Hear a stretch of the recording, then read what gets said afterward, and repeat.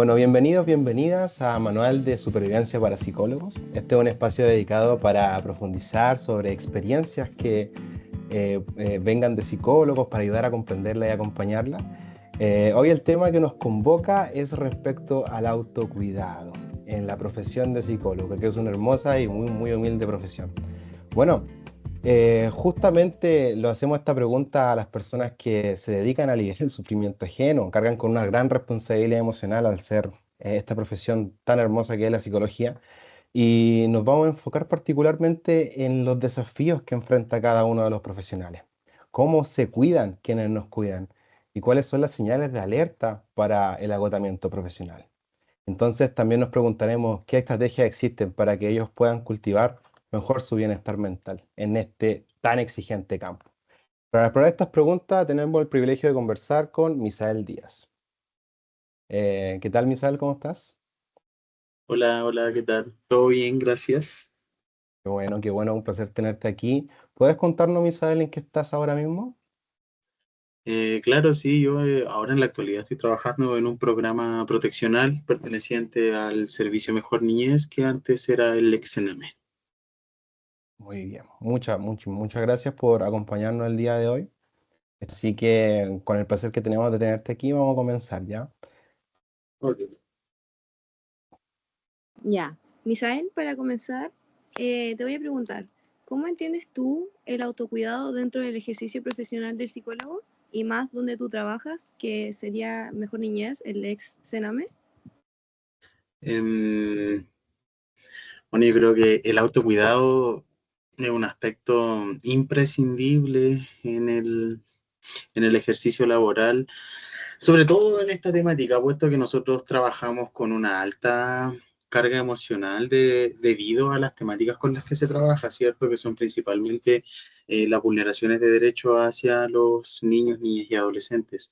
Entonces, creo que el tener en cuenta la importancia de la salud mental propia es que uno de alguna manera empieza a visualizar ciertas estrategias que personalmente a uno le sirven, ¿cierto?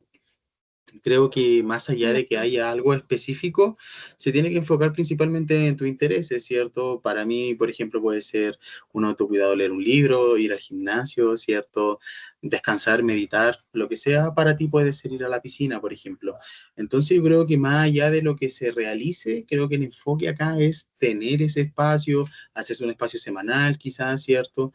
De alguna manera desconectarse también de lo que es el trabajo, ¿cierto? Creo que un aspecto bastante complejo de separar, pero eh, separar el trabajo del hogar. Sí, es verdad. Y, por ejemplo, con todo lo que me has contado, que es súper fuerte, ¿tú cómo identificas que estás comenzando a sentirte emocionalmente o físicamente sobrecargado por tu trabajo? Eh, bueno, cuando hay agotamiento, ¿cierto? Claro, mucha gente podría asumir que porque no tenemos como un desgaste físico importante como en otras profesiones, no existe el cansancio en nosotros, pero acá la diferencia es que el cansancio es a nivel mental, ¿cierto? A nivel psicológico. Entonces creo que las primeras señales que uno puede ir visualizando es eso, precisamente el agotamiento, el cansancio, la desmotivación, un poquito como de hacer las cosas en modo automático. Eh, ya estar irritable, como empezar a tener pensamientos de que no te agrada ir al trabajo, o la posibilidad de, cierto, enfermarte, pedir licencia. Eh, entonces yo creo que es muy importante también estar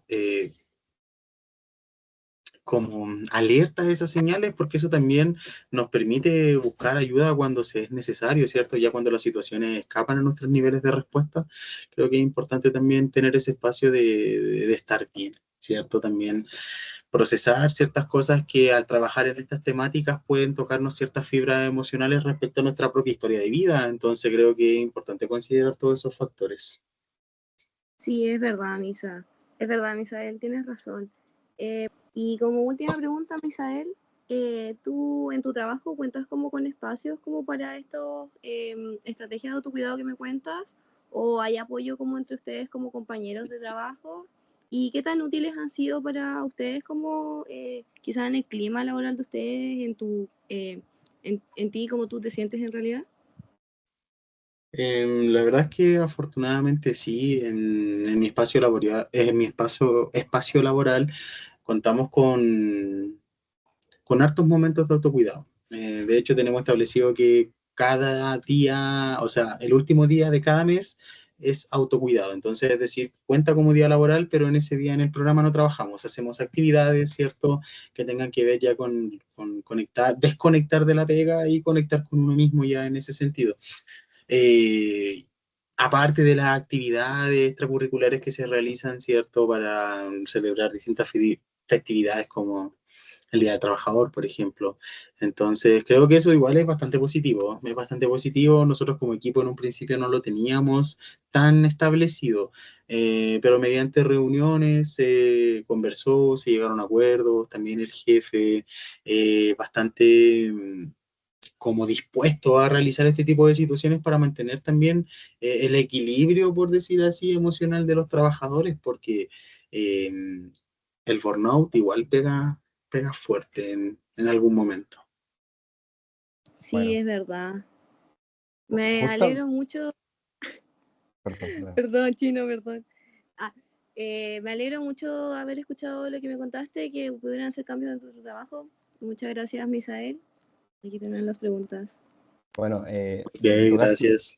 tocaste un tema bastante controversial, que, bueno, bastante nuevo también, que se ha tomado bastante importancia últimamente, que es respecto al burnout. ¿Cómo lo entiendes tú? Em, bueno, es ese agotamiento mental caracterizado muchas veces por la sobrecarga que la persona puede estar teniendo en ese momento y que muchas veces esas circunstancias escapan de nuestro nivel de respuesta, como mencioné en algún momento. Por eso es importante estar como atento a tus cambios. A veces intentamos pasarlo por desapercibido, en ocasiones intentamos reprimirlo, ¿cierto? Intentamos funcionar como si nada pasara, pero creo que cuando esa situación sucede tú ya no estás al 100 y por lo tanto es difícil que puedas proporcionar lo que podrías hacer si no estuvieses en esa situación. Entonces, igual es importante trabajar esos aspectos en uno mismo, ya sea de manera personal o también puede ser con ayuda profesional. Excelente. De hecho, describiste súper bien lo que es el burnout, que fue un término que se introdujo por Herbert Freudinger en el 70, que también justamente lo que tú hablabas, el sentimiento de estar agotado, quemado de la carga, de la sobrecarga de energía. Más adelante, Maslach también con Jackson en el 80 aportaron una definición que es mucho más reconocida y por la que ahora se mide, que se caracteriza por las dimensiones de agotamiento emocional, despersonalización y baja realización en el trabajo. Bueno, en ese aspecto, en tu experiencia profesional, ¿has sentido algunos síntomas que se podrían asociar con esto? Sí, la verdad es que sí, sobre todo cuando ya llevaba como 6 meses trabajando por el hecho de que era demasiada la carga laboral que estaba teniendo en ese momento, no tenía la estructura de planificación que yo tengo, o que tenía en ese momento y de organización, no me estaba sirviendo, me sentía agotado mucho, también en ese periodo empezaron a ocurrir bastantes situaciones graves, por así decirlo, en algunas familias.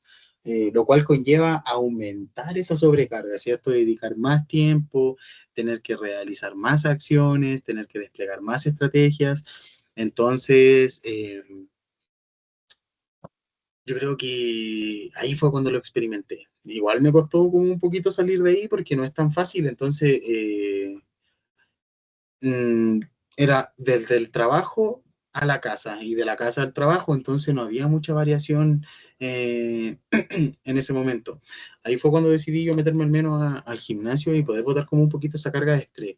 Lo personal a mí me ha servido bastante, creo que he logrado salir un poquito como de ese lugar y he vuelto a retomar la vocación, por así decirlo, el interés, la motivación y el compromiso, tanto conmigo como con las familias con las que trabajo, lo cual yo lo considero bastante positivo porque ha hecho que me vuelva a sentir cómodo trabajando. Ya el levantarme no es como "Oh, otra vez y si renuncio, ¿cierto?" Porque siempre aparecen esos pensamientos a las 7 de la mañana, pero claro, ya hoy en día eso no sucede, pues. Entonces yo puedo ver esos cambios y para mí es bastante positivo. Bueno, aparte de que estás en un programa que lleva una carga sobreemocional bastante grande, dentro de esos factores que tú consideras del trabajo, además de el hecho de trabajar con vulneración o con casos así, ¿cuáles otros factores consideras que contribuyen a ese estrés? Los grupos de trabajo, principalmente porque en ocasiones eh, se presentan diferencias, ¿cierto? Que no se pueden resolver de cierta manera, algunos comentarios. Es que en realidad cuando uno trabaja con un grupo de personas no siempre vas a congeniar con todos. Claro, Pero ahí también yo al menos logro hacer la separación de que al trabajo uno no va a ser amigo, ¿cierto? Uno intenta mantener un buen ambiente laboral, una buena disposición, buena proactividad, ¿cierto? Esa actitud de ayuda, de auxiliar al otro siempre está, pero igual mantener ese límite entre el ejercicio profesional y mi aspecto personal. claro. Claro, muy bien, genial lo que nos dice para poder identificar un poco esas cosas. Tú, respecto a la última pregunta que quería hacerte respecto a este tema, ¿podrías darnos una recomendación que consideres tú que te sirvió en el momento de lidiar con el burnout para las personas que pueden ingresar o están próximas a ingresar a un trabajo que están sobrecargante emocionalmente como el clínico? Bueno, sí, yo creo que primeramente hay que mirar un poquito hacia la propia historia de uno, visualizar qué temáticas pueden llegar a interferir de manera importante en tu ejercicio profesional, ¿cierto? Que pueden nublar tu juicio profesional, tu objetividad, ¿cierto? Eh, Creo que es importante también que si logramos visualizar alguno de esos aspectos, es importante trabajarlo, ¿ya?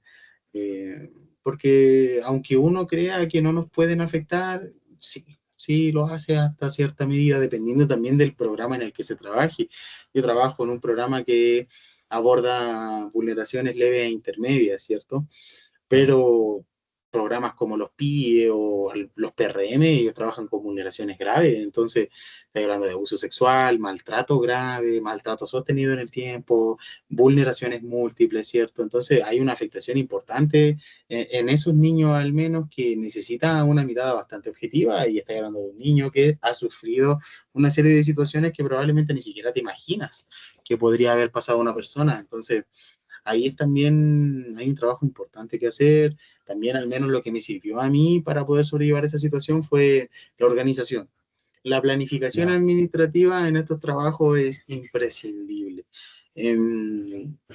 La verdad es que hay un contraste importante cuando uno sale de la U y cuando entra a trabajar, porque claro, uno siempre cumple plazos en la U, ¿cierto? Que los informes que acá, pero en un trabajo es distinto cuando te das cuenta de que en la universidad te pasan uno o dos casos para intervenir, tres, hasta que tú te titulas aproximadamente. Y después cuando entras a estos programas te pasan 20 casos de forma automática. Claro. No es progresivo, no es como cómo te vais sintiendo, no, usted entra y tiene 20 casos que atender. El hecho también de que es súper importante el conocimiento teórico, el conocimiento, el práctico se va desarrollando en la práctica claramente. Claro. Es imposible pulirte si no haces, pero sí lo que yo considero que es importantísimo son los aspectos teóricos, el manejar los modelos, el manejar las corrientes psicológicas, ¿cierto? Basarse en evidencia empírica, no basarse en el yo creo que la astrología puede servir, sin ofender a los presentes si alguien cree en eso, pero la astrología no tiene sustento científico ni una evidencia empírica que a ti te diga que tú puedes intervenir en una familia desde ese enfoque. Bueno, nos gustaría saber personalmente qué crees, si crees que hablar con colegas o contar con una red de apoyo emocional puede marcar la diferencia en momentos de alto desgaste emocional, de alto desgaste profesional, disculpa. Sí, la verdad es que sí. Para mí es imprescindible mantener una buena red de apoyo para poder canalizar un poquito estos aspectos más negativos de estos trabajos. Así que sí. Entonces, ¿has notado diferencias entre psicólogos que cuentan con redes de apoyos y aquellos que trabajan de forma aislada? ¿Y cómo dirías tú que lo manifiestan? Em, la verdad es que ese tiempo que llevo trabajando no he logrado ver alguno de mis colegas psicólogos que trabaje de manera aislada. Nos apoyamos bastante entre nosotros, nos compartimos material, hacemos cursos en conjunto, nos traspasamos conocimientos, discutimos algunos enfoques, discutimos también estrategias de intervención, evaluamos si esta estrategia es más viable que esta para intervenir este problema, ¿cierto? Y eso también yo lo considero bastante positivo. Al menos la relación laboral que tengo con mis colegas es bastante positiva en ese aspecto porque nos apoyamos. Entonces, eso también te genera como mayor cohesión, ¿cierto? Así lo veo yo al menos. Claro. Y la última pregunta que te quiero hacer es, ¿qué opinas de los grupos de estudio o grupos de reflexión como formas de autocuidado colectivo entre psicólogos? Disculpa, no te escuché. ¿Qué cosa? ¿Qué opinas de los grupos de estudios o grupos de reflexión como formas de autocuidado colectivo entre los propios psicólogos? Sí, es bastante buena, la verdad.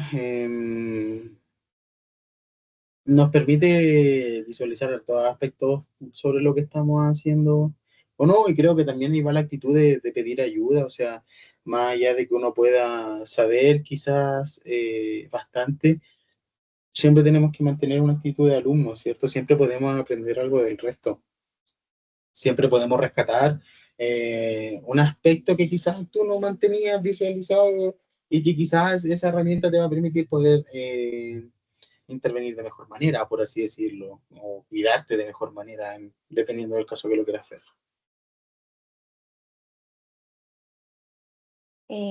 Ya. Hola, me llamo Cata.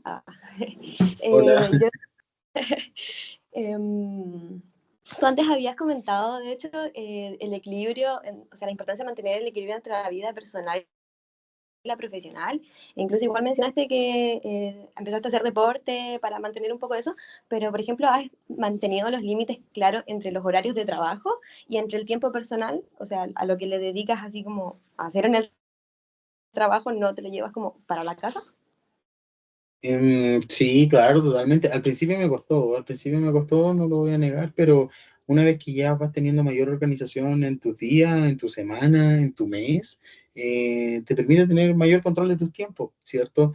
Pero igual, claro, yo salgo a las 6, la mayoría del tiempo yo me voy al horario que me corresponde, pero en ocasiones, claro, pasa una situación, alguna familia a las 5:30 de la tarde te llama que acaba de ocurrir una situación grave y tú lamentablemente todavía estás en el horario laboral, entonces tienes que salir a la visita domiciliaria, al rescate, entonces ahí a veces puedes estar hasta las 6:30 o hasta las 8 de la noche si tienes que ir a contratar lesiones y quizás hasta más tarde en algunos casos que mis colegas pasaron una situación así en la que tuvieron que estar hasta como las 10 de la noche en el hospital contratando lesiones, entonces esa hora no te las pagan, pero creo que ahí también va un poco en parte lo que está como implícito en tu contrato.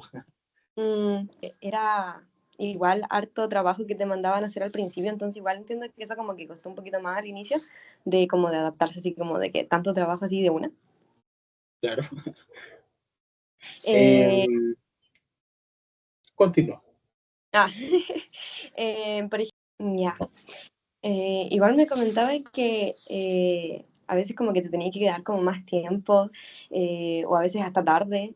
¿Tú crees que para tener el éxito profesional hay que hacer sacrificios personales, como en este caso sería como el tiempo propio? Claro, es que, mira, yo creo que uno se lo cuestiona cuando no está en el momento, así como yo de verdad dedicaría 4 horas de mi vida para estar con esta familia, claro, uno diría no lo haría, ¿cierto? Porque no me las van a pagar.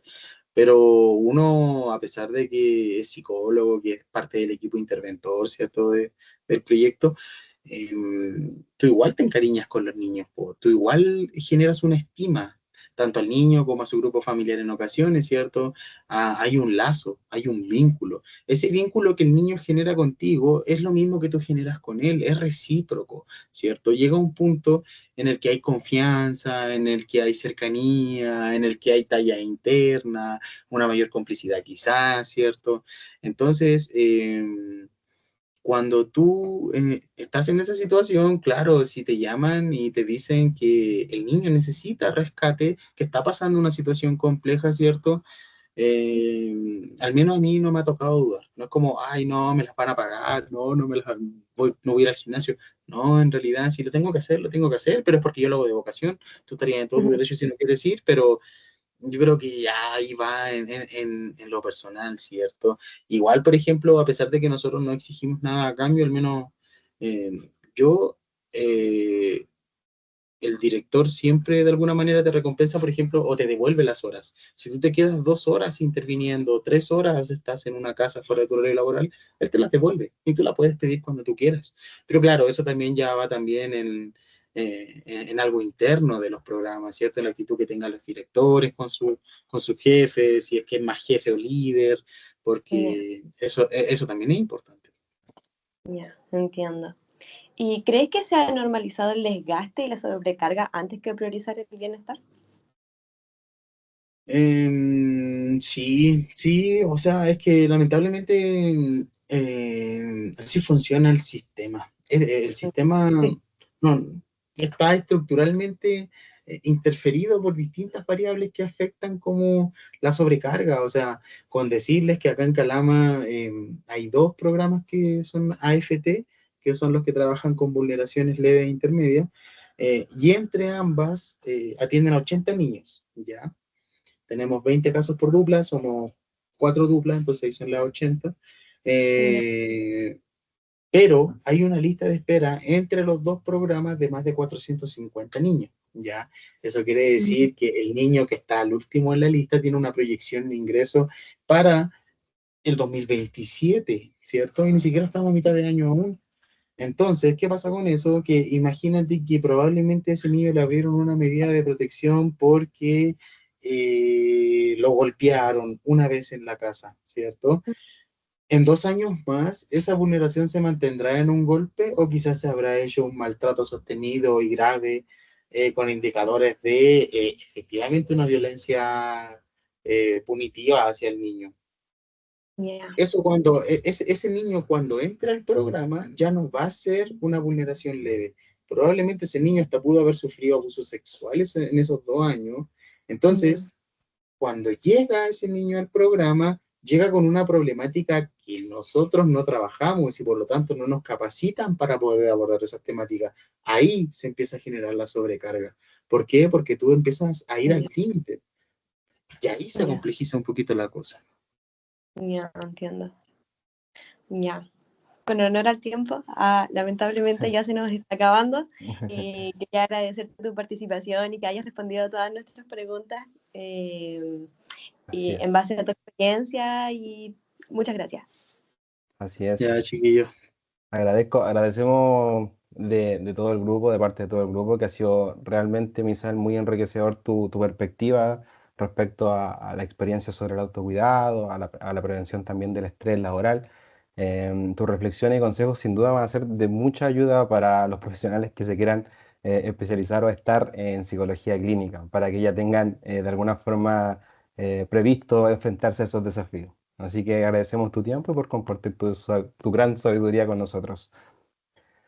Ya, pues chiquillos, de nada, que les vaya bien y ojalá les haya servido de algo. Sí. Así que agradecemos nuevamente a Misael por su valiosa participación en este episodio. Esperamos que esta conversación haya arrojado luz sobre muchas cosas y la importancia sobre el autocuidado y la salud mental en los profesionales que, sobre todo respecto a la psicología, están desarrollándose en el área clínica. Esperamos que las estrategias compartidas por el entrevistado sean de mucha utilidad para el futuro en sus labores. Así que recuerden que cuidar de quienes nos cuidan es fundamental para garantizar que las atenciones de psicólogos sean de calidad y mucho más sostenibles. Así que si eres psicólogo y te sientes identificado con alguno de los puntos que hemos tratado hoy, no dudes en buscar apoyo y priorizar tu bienestar. Los invitamos a seguir explorando temas relevantes en Guía para los Psicólogos. Hasta la próxima. Chaito. Chao.